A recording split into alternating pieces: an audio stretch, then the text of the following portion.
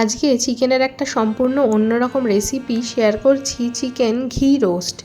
এটা কর্ণাটকের ভিতরে ম্যাঙ্গালোরের মধ্যে অত্যন্ত জনপ্রিয় একটা রেসিপি। প্রথমেই আমি এখানে তার জন্য 1 কিলো চিকেন নিয়ে নিয়েছি, বড় পিস করে কাটা। এরপর একটা মশলা তৈরির জন্য প্যান গরম করে 1 টেবিল চামচ জিরে, 1 টেবিল চামচ ধনে, অল্প করে মেথি দানা আর 1 টেবিল চামচ মৌরি, 1 টেবিল চামচ গোটা গোলমরিচ আর পরিমাণ মতো গোটা গরম মশলা আর 4টে মতো শুকনো লঙ্কা দিয়ে নেড়েচেড়ে ভাজা ভাজা করে নেব। এরপর মিক্সার গ্রাইন্ডারে সেই ভাজা মশলা আর ভাজা শুকনো লঙ্কা আর পরিমাণ মতো আদা আর রসুন দিয়ে একটা মশলা আমি তৈরি করব, পেস্ট। এটা কিন্তু জল ছাড়া করব, ঠিক এরকম হবে। এরপর মাংস ম্যারিনেশনের জন্য 2 টেবিল চামচ নুন, 2 টেবিল চামচ হলুদ গুঁড়ো, 1 টেবিল চামচ কাশ্মীরি লঙ্কা গুঁড়ো, অল্প করে পরিমাণ মতো চিনি আর 150 গ্রাম মতো টক দই, আর সেই যে মশলাটা তৈরি করেছিলাম সেটা 2 চামচ মতো দিলাম।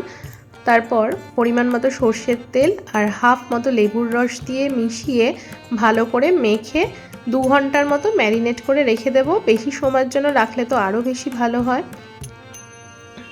এরপর কড়াই পরিমাণ মতো ঘি দিয়ে পেঁয়াজটা ভেজে নেব। এখানে কিন্তু পুরো রান্নাটা ঘিতেই হবে। এখানে পেঁয়াজ কিছুক্ষণ নেড়ে চেড়ে পরিমাণ মতো একটা কুচানো টমেটো আমি দিয়ে দিলাম, এখানে দিয়ে কিছুক্ষণ নেড়ে চেড়ে এটা ঢেকে নুন দিয়ে একটু ঢেকে নরম হতে দেব।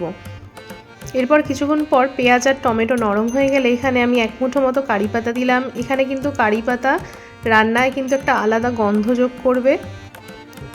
কিছুক্ষণ পর নেড়ে চেড়ে এটা ঢাকা খুলে দেখবো এটা পেঁয়াজ আর টমেটো নরম হয়ে গেলে সেই যে মশলাটা ছিল সেই মশলাটা আমি এখানে বাদবাকি দিয়ে মিশিয়ে ভালো করে নেড়েচেড়ে এবার ম্যারিনেট করা যে চিকেনটা সেটা আমি এখানে দিয়ে দিলাম। চিকেন যেহেতু অনেকক্ষণ ম্যারিনেট করা ছিল, রান্নাটা কিন্তু বেশিক্ষণ সময় লাগবে না হতে। এরপর চিকেন ভালো করে কষাতে হবে।